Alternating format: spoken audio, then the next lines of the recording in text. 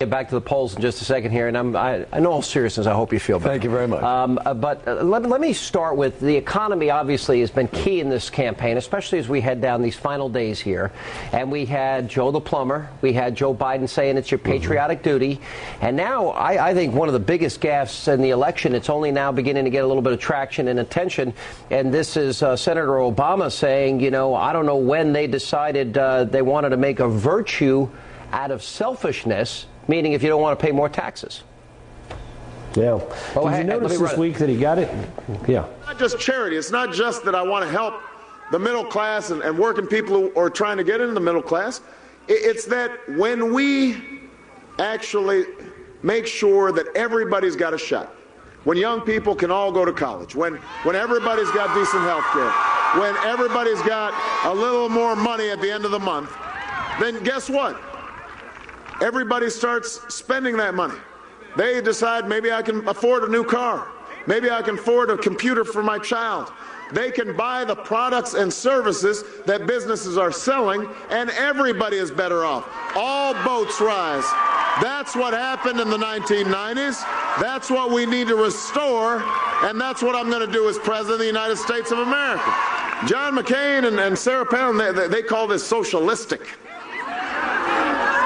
You know, I don't know when they decided that they wanted to make a virtue out of selfishness. When they decided that they wanted to make a virtue out of selfishness. When they decided that they wanted to make a virtue out of selfishness. So you're selfish and you're not patriotic, and if you don't want to spread the wealth around, do you think Americans are going to buy into that? You know, this is really getting to class warfare, isn't it? And it's also incredibly misleading. Remember, if you are part of that 43% of the American electorate or the American tax paying American filers who don't owe any federal income tax, you're going to get $500 a person or $1,000 if it's a working couple. How many people are going to be able to go out and buy a new car with $500 more a year? How many people are going to be able to go out there and provide a college education with $500 more a year? The choice, though, is this. The top 1% who are going to get tagged for this, 3/4 of them are small business people. The top 5% who are going to pay most of this bill under Obama, over half of them are small business people. Now, how many small business people who are going to get tagged more ended up paying, you know, in most instances, over 50% of their income, each additional dollar is going to go in taxes?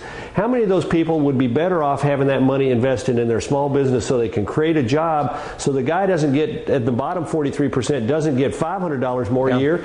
He gets a job and good benefits and an opportunity to rise in life. Well, and this is the point. This is a new welfare program, and this is redistribution. Yeah. You know, Governor Palin Governor Palin said that this plan now is starting to unravel. People seem to understand with Joe the plumber what's happening here.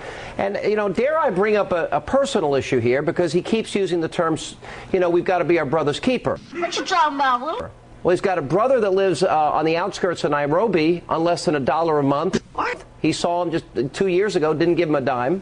He's got an aunt, we find out, that's impoverished in outside of Boston, living in a slum area. What? And I don't see that he's given any money to her. Joe Biden makes $2.5 million in the last 8 or 9 years. Carl, if you can imagine this, he only gave $3,600 to charities. What? So I guess, you know, the liberals are only generous with the taxpayers' money. With other people's money. I mean, it's look. I don't want to comment on their own personal circumstances. Yeah, I'll do that. Maybe there is some reason why. Maybe there's some reason why they don't know each other. But it is damaging. Well, wait a minute. He met his brother. He met his aunt. He met his brother once when he was 10. He met his. No, he met him last 2 years ago.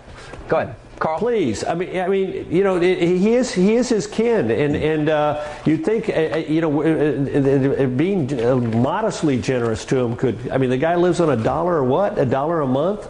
I mean, please, if we could all, if we had a half brother that could, whose life would be much improved by sending him $25 or $50 a month, I think we'd all do that. But look, here's the more important point: is Barack Obama has no idea how small business operates, and he has no idea how prosperity is created. He thinks giving somebody $500 more a year is going to allow them to send their kid to college, pay for their kids' education, pay for a new car, and rise in life. No, having a job and an opportunity in a growing dynamic economy that's focused on growth is what allows that person to rise in life.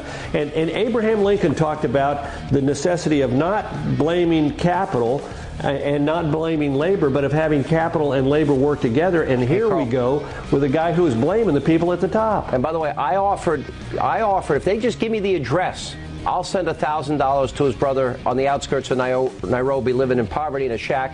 And if Barack Obama comes on the air, I'll give $10,000 to his brother. So I'm, just trying to spread the wealth around a little bit if they'll come on.